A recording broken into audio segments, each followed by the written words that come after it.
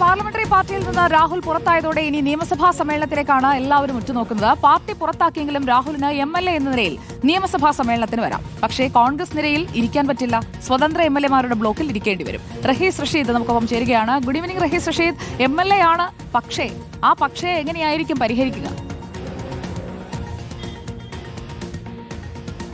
സുജയ, നിയമസഭയിൽ രാഹുൽ മാങ്കൂട്ടത്തിന് പ്രതിപക്ഷത്ത് കോൺഗ്രസും ലീഗുമൊക്കെ ഇരിക്കുന്ന നിരയിൽ പ്രതിപക്ഷത്തിൻ്റെ പേരിൽ ഇനി മുതൽ ഇരിക്കാൻ കഴിയില്ല അടുത്ത നിയമസഭാ സമ്മേളനം മുതൽ. പക്ഷേ ഏറ്റവും അവസാനം ഉപതെരഞ്ഞെടുപ്പിലൂടെ വന്ന ആളെന്ന നിലയിൽ ഏറ്റവും അവസാനത്തെ നിരയിൽ ആണ് രാഹുൽ മാങ്കൂട്ടത്തിലുള്ളത്. അതുകൊണ്ട് തന്നെ അദ്ദേഹത്തിന് സീറ്റ് ഒരുപക്ഷെ മാറേണ്ടി വരില്ല, ടെക്നിക്കലി സീറ്റ് മാറേണ്ടി വരില്ല.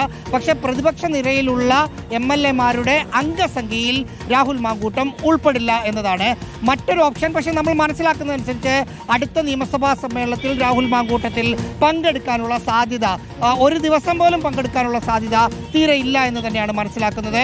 അവധിക്ക് സ്പീക്കർക്ക് അപേക്ഷ നൽകാം. ആ അപേക്ഷ അനുസരിച്ച് എന്തെങ്കിലും കാരണം പറഞ്ഞ്, ആരോഗ്യപരമായ കാരണങ്ങളോ മറ്റോ പറഞ്ഞ് രാഹുലിനെ നിയമസഭയിലേക്ക് വരാതിരിക്കാം.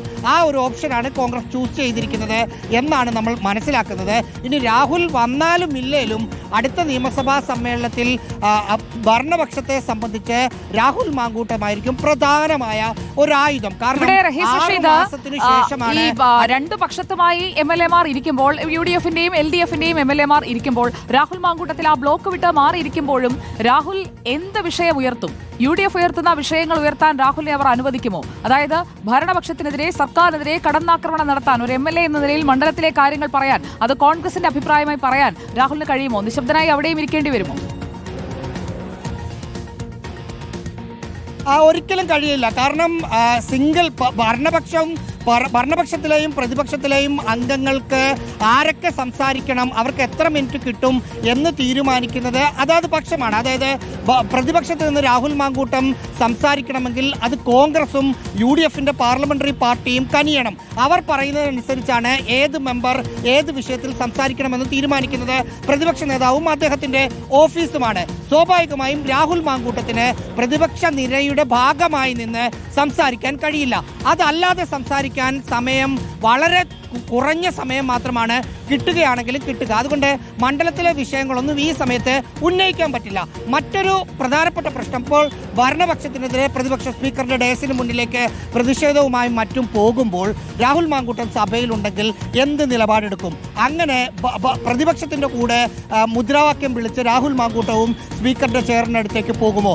അങ്ങനെ പോയാൽ കോൺഗ്രസ് അത് അംഗീകരിക്കുമോ? അതല്ല, പ്രതിപക്ഷം സമരത്തിലേക്ക് ഇറങ്ങുമ്പോൾ ഒന്നും മിണ്ടാതെ മൂകനായി രാഹുൽ മാങ്കൂട്ടത്തിന്റെ കസേരയിൽ തന്നെ മിണ്ടാതിരിക്കുമോ? അങ്ങനെ കുറെ ചോദ്യങ്ങളുണ്ട്. ആ ചോദ്യങ്ങൾക്ക് ഉത്തരം രാഹുൽ മാങ്കൂട്ടം സഭയിൽ അടുത്ത നിയമസഭാ സമ്മേളനത്തിൽ പങ്കെടുക്കുന്നുണ്ടോ ഇല്ലയോ എന്നതിന്റെ അടിസ്ഥാനമായിരിക്കും.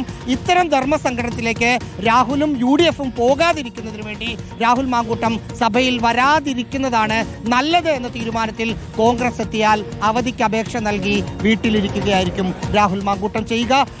എന്തായാലും ഇനി എന്ത് സംഭവിക്കുമെന്ന് നമുക്ക് കാത്തിരുന്ന് കാണാം. വിശദീകരണവുമായി രംഗത്തെത്തിയ രാഹുൽ മാങ്കൂട്ടത്തിൽ അങ്ങനെ വെറുതെ ഇരിക്കുമോ വീട്ടിൽ എന്ന് ചോദിച്ചാൽ ഇപ്പോൾ വീട്ടിലിരുന്ന് കൂടിയാലോചനകളിലാണ്. അടുത്തത് എന്തെന്നറിയാൻ നമുക്ക് കാത്തിരിക്കാം.